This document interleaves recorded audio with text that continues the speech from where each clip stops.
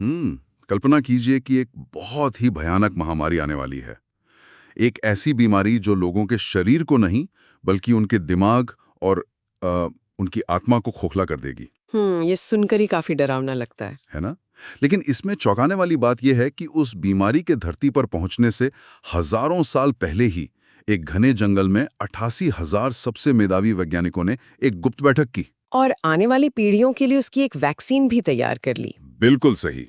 तो आज की इस डीप डाइव में हम कुछ ऐसे ही हैरत अंगेज विषय पर बात करने वाले हैं। आज हम शिव महापुराण के महात्म्य खंड के प्रथम अध्याय की गहराइयों में उतर रहे हैं। और हमारे पास जो स्रोत हैं वो ये स्पष्ट करते हैं कि ये ग्रंथ केवल पुरानी कथाओं का कोई संग्रह नहीं है। मतलब ये कोई आम कहानी की किताब नहीं है। हाँ, ग्रंथ के अनुसार ये मानव जीवन के रहस्यों और हमारे भीतर की यात्रा का एक पूरा दर्शन है। तो हमारा आज का मिशन ये समझना है कि आखिर इतने विशाल वाङ्मय की रचना की आवश्यकता ही क्यों पड़ी। इस तरह के किसी भी प्राचीन ज्ञान को समझने के लिए ना, सबसे पहले हमें उस दौर के कॉन्टेक्स्ट को यानी उस परिदृश्य को समझना होगा। ज्ञान कभी शून्य से पैदा नहीं होता। सही बात है। कोई ना कोई वजह तो होती ही है। बिल्कुल, ये हमेशा किसी गहरे संकट या किसी बहुत बड़े प्रश्न के समाधान के रूप में उभरता है। शिव पुराण के महात्म्य की पृष्ठभूमि भी एक ऐसी ही आसन्न संकट पर टिकी है। तो चलिए सीधे उसी संकट की ओर चलते हैं। हमारे स्रोत हमें एक बहुत ही दिलचस्प जगह ले जाते हैं। नैमिषारण्य नाम का एक बहुत पवित्र तपोवन, जहां वो 88,000 ऋषि मुनि एकत्र हैं। हाँ, और ये कोई साधारण सभा नहीं है। इस सभा का नेतृत्व शौनक जी कर रहे हैं, जो अपने ज्ञान और वैराग्य के लिए बहुत विख्यात हैं। लेकिन ये पूरा दृश्य मुझे थोड़ा अजीब लगता है। अच्छा, वो कैसे? मतलब देखो, एक तरफ 88,000 इतने शक्तिशाली ज्ञानी बैठे हैं और दूसरी तरफ उनके मुखिया शौनक जी बेहद डरे हुए और चिंतित हैं। लेकिन उनकी ये जो चिंता है ना, वो कोई निजी चिंता नहीं है। शौनक जी इसलिए परेशान नहीं है कि उनका क्या होगा। उनका डर एक बहुत बड़े कालचक्र को लेकर है। मतलब वो जो युग बदलने वाला था। हाँ, वो देख रहे हैं कि द्वापर युग समाप्त होने के कगार पर है और कलयुग की काली छाया बस पड़ने ही वाली है। इस ग्रंथ के अनुसार कलयुग केवल समय का एक पैमाना नहीं है। तो फिर क्या है? ये चेतना के पतन का युग है। यहीं पर मुझे एक सवाल थोड़ा परेशान कर रहा था। मतलब अगर 88,000 ऋषि इतने ही सिद्ध और ज्ञानी थे, तो वो बस वहां बैठकर चिंता क्यों कर रहे थे? ये बहुत ही तार्किक सवाल है ना? वो अपने तपोबल से या अपनी शक्ति से इस कलयुग को रोक क्यों नहीं देते?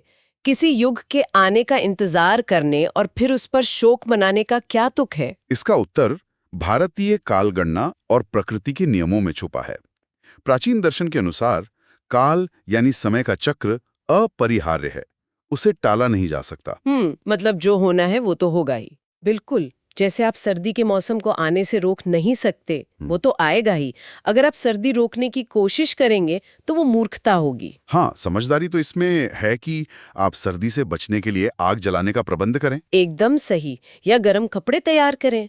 तो शौनक जी और 88,000 ऋषियों की ये सभा कलयुग को रोकने के लिए नहीं, बल्कि उस सर्द मौसम में मानवता को बचाने के लिए आग खोजने के लिए बुलाई गई थी। अरे वाह, ये उपमा बहुत सटीक है। और शौनक जी स्पष्ट रूप से कलयुग के लक्षण भी बताते हैं। वो कहते हैं कि मनुष्य आसुरी स्वभाव के हो जाएंगे, धर्म से विमुख होंगे, सत्य से उनका नाता टूट जाएगा। हाँ, और वो पूरी तरह से वासना और क्रोध में डूब जाएंगे। जब मैं इन लक्षणों को पढ़ रहा था ना, तो मुझे ऐसा लगा जैसे कोई आज के समाज की रिपोर्ट पढ़ रहा हो। आज के दौर से ये बहुत मिलता जुलता है। बिल्कुल। आज के इस दौर को देखिए, हमारे पास इंफॉर्मेशन ओवरलोड है, लोग तनाव में हैं। सुबह उठते ही बुरी खबरों को फोन पर लगातार स्क्रॉल करने की, जिसे हम डूम स्क्रॉलिंग कहते हैं, एक नई बीमारी फैल गई है समाज में। हाँ, ये सब उसी दिशाहीनता और सत्य से विमुख होने का ही तो आधुनिक रूप है। और इसी भटकाऊ को देखकर शौनक जी महर्षि सूत जी की ओर मुड़ते हैं। सूत जी वेदव्यास जी के शिष्य हैं ना। हाँ, और वो सभी पुराणों के ज्ञाता भी माने जाते हैं। तो शौनक जी उनसे पूछते हैं कि इस दिशाहीन मानवता को शुद्ध करने का उपाय क्या है। यहाँ शौनक जी का प्रश्न पूछना ही अपने आप में एक बहुत बड़ा संदेश है। वो पूछ रहे हैं कि जब पूरी मानवता का नैतिक और आध्यात्मिक पतन हो रहा हो, तब एक आम इंसान के लिए उद्धार का मार्ग क्या होगा। और सूजी जो समाधान देते हैं वो महर्षि वेदव्यास की उस महान ज्ञान परंपरा से आता है, जो समय के पार देख सकती थी। लेकिन यहीं पर मुझे इस ग्रंथ का सबसे चौंकाने वाला मोड़ मिलता है। आप उस उपाय की बात कर रहे हैं जो सूत जी ने बताया? हाँ, मतलब सूत जी प्रसन्न होकर शौनक जी की बात सुनते हैं। मुझे लगा कि सूत जी कलयुग के इतने बड़े खतरे से लड़ने के लिए कोई बहुत ही जटिल कर्मकांड बताएंगे। क्या कोई सालों लंबी कठोर तपस्या का मार्ग सुझाएंगे? बिल्कुल, लेकिन उनका जवाब सुनकर मैं सच में हैरान रह गया। सूत जी कहते हैं कि कलयुग में सबसे अचूक और उत्कृष्ट उपाय है श्रवण, यानी केवल सुनना। बस कान के मार्ग से ईश्वर के यश को हृदय में उतार लेना। ये सुनने में बहुत सरल लगता है। यही तो मेरा ऐतराज है। मतलब हम एक ऐसे युग की बात कर रहे हैं जहां इंसान वासना में डूबा है, क्रूर हो गया है, दुनिया में हर तरफ हाहाकार मचा है, और इन महान ऋषियों का अंतिम समाधान ये है कि बस बैठो और सुनो। मैं समझ सकती हूँ कि आपको ऐसा क्यों लग रहा है। ये कुछ ज्यादा ही सरल नहीं हो गया? मतलब निष्क्रिय रूप से कुछ सुन लेने से कोई इंसान अपने इतने भयंकर आसुरी स्वभाव से कैसे लड़ सकता है? आपका ये संदेह बहुत स्वाभाविक है, क्योंकि हम सुनने को एक बहुत ही हल्की गतिविधि मानते हैं। लेकिन सूत जी जिस श्रवण की बात कर रहे हैं वो निष्क्रिय या पैसिव नहीं है। तो फिर वो कैसा श्रवण है? इसके पीछे का पूरा मैकेनिज्म समझना होगा। वैदिक दर्शन में ध्वनि यानी नाद को सृष्टि का मूल माना गया है। ध्वनि में चेतना को बदलने की सबसे तीव्र क्षमता होती है। अच्छा, मतलब ये सिर्फ कानों तक आवाज जाने की बात नहीं है? बिल्कुल नहीं। जब सूत जी श्रवण की बात करते हैं तो वो एक गहरी मनोवैज्ञानिक प्रक्रिया की ओर इशारा कर रहे हैं। कलयुग की सबसे बड़ी समस्या क्या है? अहंकार और भटकाव। हाँ, आज हर इंसान सिर्फ अपनी बात कहना चाहता है। सही कहा।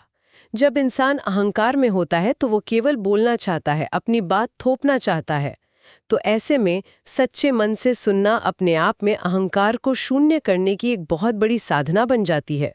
ये एक बहुत ही दिलचस्प नजरिया है। मतलब जब आप वास्तव में किसी चीज को ध्यान से सुनते हैं तो उस पल के लिए आपको अपने मैं को पीछे छोड़ना पड़ता है। एकदम सटीक। श्रवण का अर्थ है पूरी तरह से ग्रहणशील होना, रिसेप्टिव होना। तो जैसे आज की इस भागदौड़ भरी जिंदगी में लोग कोई पॉडकास्ट सुनते हैं। मतलब हम लोग चलते फिरते, ड्राइव करते पॉडकास्ट सुनते हैं और किसी टॉपिक को समझने के लिए उस पॉडकास्ट को पूरा एकदम कंप्लीट सुनते हैं। तो क्या ये भी एक तरह का श्रवण है? हाँ बिल्कुल। आप देखिए, सूत जी ये भी बताते हैं कि कलयुग में इंसानों के पास शारीरिक बल, आयु और ध्यान केंद्रित करने की क्षमता बहुत कम होगी। वो सालों तक हिमालय में जाकर तपस्या नहीं कर सकते। उनके पास जटिल यज्ञ करने का समय ही कहाँ है आज के दौर में? वही तो, इसलिए श्रवण को चुना गया, क्योंकि ये सीधे हृदय पर चोट करता है। ये अज्ञान को काटता है और वैराग्य और भक्ति को जन्म देता है। और ये कोई आसान काम नहीं है। इतने शोर शराबे वाले युग में अपने कानों और मन को किसी शुद्ध विचार पर एकाग्र करना सबसे कठिन तपस्या है। सच में ये तो ऐसा जैसे सूत जी ने हजारों साल पहले ही हमारी टाइम मैनेजमेंट की प्रॉब्लम को डिकोड कर लिया था। हाँ, उन्हें पता था कि आगे चलकर लोगों के पास मोटी मोटी किताबें पढ़ने का धैर्य नहीं बचेगा। और इसलिए हम ज्ञान को सुनकर ही तो ग्रहण कर रहे हैं। लेकिन ग्रंथ के अनुसार ये श्रवण सिर्फ जानकारी इकट्ठा करना नहीं है, बल्कि एक आध्यात्मिक परिवर्तन का टूल है। बिल्कुल, ये आपको अंदर से बदलता है। अब जब ये स्पष्ट हो गया कि इस भयानक बीमारी की जो वैक्सीन है वो श्रवण है, तो अगला सवाल ये उठता है कि आखिर सुनना क्या है? और यहीं पर हमारे सामने शिव पुराण की विशाल और भव्य वास्तुकला आती है। हाँ, स्रोत बताते हैं कि इस ग्रंथ का संकलन महर्षि वेदव्यास ने सनत कुमार मुनि से उपदेश पाकर किया था। यहाँ ग्रंथ की वंशावली पर ध्यान देना बहुत जरूरी है। वेद व्यास जी इसके रचयिता नहीं है, बल्कि वो इसके संकलन करता है। मूल रूप से ये माना जाता है कि इसका प्रवचन साक्षात शिव ने ही किया था, जो काल रूपी भयंकर सर्प के त्रास को नष्ट करने वाला है। हाँ, लेकिन इसकी संरचना के बारे में जो तथ्य सामने आता है वो मानव इतिहास के बौद्धिक पतन की पूरी कहानी बयां कर देता है। और वो तथ्य सच में दिमाग चकरा देने वाला है। मतलब ग्रंथ के अनुसार सृष्टि के आरंभ में शिव पुराण में पूरे 1,00,000 श्लोक हुआ करते थे। 1,00,000। एक बहुत बड़ा नंबर है। लेकिन जब वेदव्यास जी ने देखा कि युग बदल रहा है, कलयुग आ रहा है, मनुष्यों की आयु घट रही है और उनकी स्मरण शक्ति भी कमजोर हो रही है, तो उन्होंने इस 1,00,000 श्लोकों वाले महाग्रंथ को संक्षिप्त कर दिया। उन्होंने इसे 24,000 श्लोकों में समेट दिया, जिसे आज 7 संहिताओं में बांटा गया है। विद्येश्वर, रुद्र, शतरुद्र, कोटिरुद्र, उमा, कैलास और वायवीय संहिता। सही कहा। जब मैंने ये पढ़ा ना, तो मेरे दिमाग में तुरंत आधुनिक तकनीक की छवि उभरी, जैसे किसी बहुत बड़े डेटाबेस को हमने एक जिप फाइल में बदल दिया हो। या किसी भारी भरकम रिपोर्ट की एक छोटी एग्जीक्यूटिव समरी तैयार कर दी गई हो ताकि व्यस्त लोग उसे जल्दी से पढ़ सकें। वेदव्यास जी ने वही किया। लेकिन यहाँ मेरा एक बहुत बड़ा सवाल है। बताइए। सूत जी ये भी कहते हैं कि ये शिवपुराण केवल एक पुस्तक नहीं है, बल्कि साक्षात भगवान शिव का वांग्मय स्वरूप है। मतलब अक्षरों और शब्दों के रूप में स्वयं शिव का शरीर है। हाँ, ये एक बहुत महत्वपूर्ण मान्यता है। तो अब अगर कोई ग्रंथ साक्षात ईश्वर का शरीर है, तो उसे 1,00,000 श्लोकों से काटकर 24,000 श्लोकों का कर देना क्या ईश्वर के शरीर को खंडित करना नहीं हुआ? मतलब उसके अंगों को काटना नहीं हुआ? एक जिप फाइल में तो आप कुछ डेटा हटा देते हैं ना, तो क्या वेदव्यास जी ने शिव के स्वरूप में काट-छांट कर दी? ये शायद इस पूरे अध्ययन का सबसे गहरा और चुनौतीपूर्ण प्रश्न है। एक सामान्य नजरिए से देखें तो ये किसी ग्रंथ की एडिटिंग या काट-छांट लग सकती है। तो फिर असलियत क्या है? प्राचीन भारतीय मनीषा में ज्ञान और पाठ का स्वरूप होलोग्राफिक माना जाता है। आपको पता है एक होलोग्राम की खासियत क्या होती है? शायद ये कि वो 3D होता है। वो तो है, लेकिन अगर आप एक होलोग्राम को टुकड़ों में भी बांट दें तो हर एक टुकड़ा पूरी की पूरी तस्वीर को अपने भीतर समेटे रहता है। अरे वाह! मतलब जैसे समुद्र की एक बूंद में भी पूरे समुद्र का गुण मौजूद रहता है। बिल्कुल उसी तरह जब वेदव्यास जी ने 1,00,000 श्लोकों को 24,000 में संक्षिप्त किया तो उन्होंने शिव के स्वरूप को खंडित नहीं किया, बल्कि उसके तत्व या मूल सार को और ज्यादा सघन कर दिया। तो उन्होंने कुछ हटाया नहीं, बस उसे पैक कर दिया। आप इसे ऐसे समझ सकते हैं कि उन्होंने ज्ञान का सार निकाले बिना केवल उसके यूजर इंटरफेस को बदल दिया। यूजर इंटरफेस बदल दिया, क्या कमाल की बात है। उन्हें पता था कि 1,00,000 श्लोकों का विस्तार कलयुग के कमजोर अटेंशन स्पैन वाले मनुष्यों के लिए अपचनीय हो जाएगा, वो उसे हजम ही नहीं कर पाएंगे। हाँ, जो चीज समझी ही ना जा सके उसका इतना विस्तार तो व्यर्थ है। इसलिए उन्होंने उसे इस तरह गुंथा कि वो 24,000 श्लोक भी संपूर्ण शिव तत्व को ही प्रकट करें। जब आप उस वांग्मय स्वरूप का आदरपूर्वक श्रवण करते हैं तो आप केवल शब्द नहीं सुन रहे होते, आप साक्षात शिव की चेतना के संपर्क में आ रहे होते हैं। ये विचार अपने आप में रोंगटे खड़े कर देने वाला है कि शब्द केवल संवाद का माध्यम नहीं है, बल्कि वो जीवित ऊर्जा है।